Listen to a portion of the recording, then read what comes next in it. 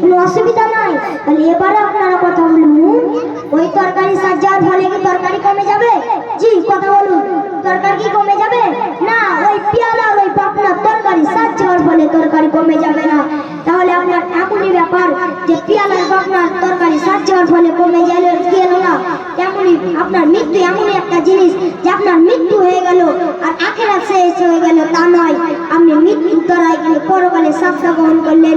যেমন আপনি তরকারি সাজার ফলে আপনি বুঝতে পেরে যাবেন ওই তরকারি রান্না কেমন হয়েছে, তেমনই আপনার মৃত্যু এমন একটা জিনিস যে আপনি মৃত্যুর দ্বারাই বুঝতে পেরে যাবেন আপনি জিন্দেগিতে নেকির কাজ করেছিলেন না গুনাহের কাজ করেছিলেন, আল্লাহর সঙ্গে মহব্বত করেছিলেন না নাফরমানি করেছিলেন, নবীর সঙ্গে গুস্তাখি করেছিলেন, নবীর সঙ্গে মহব্বত করেছিলেন।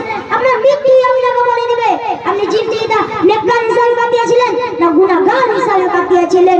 আপনার মৃত্যু আপনাকে বলে দিবে আপনার আখিরাত কেমন, আপনার হাসর কেমন। আপনি দুনিয়াতে যদি খারাপ কাজ করে থাকেন, আপনার মৃত্যু যদি খারাপ হয় তাহলে আপনার আখিরাত খারাপ, তাহলে আপনার হাসর খারাপ। আর দুনিয়াতে যদি আপনার ভালোভাবে মৃত্যু হয়, মৃত্যু যদি সহজভাবে মৃত্যু হয়, মৃত্যু যদি একটা নেককার বান্দার মতো মৃত্যু হয়, তাহলে আপনার কবর ভালো, তাহলে আপনার হাসর ভালো, তাহলে আপনার মিজান ভালো। কাল কিয়ামতের ময়দানে পড়ে আপনি জান্নাতবাসী অনিবার্য। জোরে বলুন সুবহানাল্লাহ। সুবহানাল্লাহ, সুবহানাল্লাহ, মাশাআল্লাহ, খুব সুন্দর। তাহলে আমরা মৃত্যুর দ্বারাই পরকালের ক্ষমতা বুঝতে পেরে যাব। মৃত্যু কবর এত না ভয়ানক জিনিস যে আমার রাসূল সাল্লাল্লাহু আলাইহি ওয়াসাল্লামের কাছে আজরাইল ওয়াসাল্লাম এলেন। আসার পর আমার দয়াল নবীকে সালাম করলেন, সালাম করে বলছেন, ভাই ইসরাইল তুমি আমার কাছে কেন এসেছো, তুমি আমার কাছে কিসের জন্য এসেছো? তখন ইসরাইল ওয়াসাল্লাম বলছেন, ইয়া রাসূলুল্লাহ, ইয়া হাবিবাল্লাহ, আপনার কাছে আমি একটি কাজের জন্য এসেছি।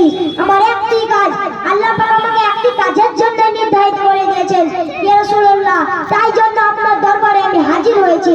ইয়া রাসূলুল্লাহ, আপনি যদি আমাকে অনুমতি দেন তাহলে আপনার রূহটা বের করে নিয়ে যেতে পারবো, নচেৎ আমি নিয়ে যেতে পারবো না। তখন আমার দয়াল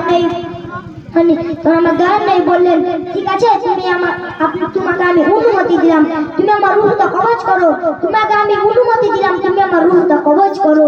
তখন আমার দয়াল নবী শুইয়ে পড়লেন, শুইয়ে পড়ার পর চোখ মুবারকটা বন্ধ করলেন।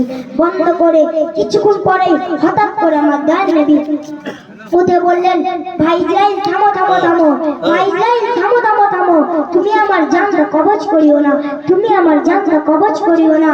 তখন আজরাইল ওয়াসাল্লাম বলছেন, ইয়া রাসূলুল্লাহ, আপনার কি হয়েছে তাই জন্য আপনি আমাকে নিষেধ করে দিয়েছেন? ইয়া রাসূলুল্লাহ, আপনার কি হয়েছে আপনি আমাকে একবার বলুন, ইয়া রাসূলুল্লাহ আমাকে একবার বলুন। নবী বললেন, তুমি ভাই বলো বলো বলো, তুমি বলো বলো বলো, তুমি কি বা বললে? তাই জন্য আমি অনেক কষ্ট পেলাম, আমি অনেক কষ্ট পেলাম যে লাগলো আমাকে আমার সিনার মধ্যে উহুদ পাহাড় চাপানো রয়েছে। তুমি একবার বলো ভাই, তুমি কি করলে? তুমি বলো বলো বলো, তুমি বলো বলো বলো, তুমি কি করলে ভাই? কারণ আমার ইসরাইল ওয়াসাল্লাম বলছেন, ইয়া রাসূলুল্লাহ, ইয়া হাবিবাল্লাহ, নবী গো, আদম আলাইহিস সালাম থেকে এখন পর্যন্ত এত সহজ ভাবে, এত নম্র ভাবে, এত ভদ্র ভাবে কারো জান কবজ করিনি এবং কিয়ামত পর্যন্ত করবো না। ইয়া রাসূলুল্লাহ, আপনি যখন শুইয়ে পড়লেন, আপনি যখন চোখ মুবারকটা বন্ধ করলেন, আপনার সিনার মধ্যে আমি শুধু হাতটা রেখেছিলাম। জোরে বলুন আল্লাহু আকবার। আল্লাহু আকবার। নারে তাকবীর, নারে তাকবীর, নারে রিসালাত, ইয়া রাসূলুল্লাহ, নারে রিসালাত, ইয়া রাসূলুল্লাহ, আফতাব বিশ্বাস, জিন্দাবাদ, আফতাব বিশ্বাস, জিন্দাবাদ। মাশাআল্লাহ, খুব সুন্দর। মাশাআল্লাহ। আপনার সিনার মধ্যে আমি শুধু হাতটা রেখেছিলাম। আর এদিকে আমার দয়াল নবী কি বলছেন যে আমার সিনার মধ্যে উহুদ পাহাড় চাপানো রয়েছে।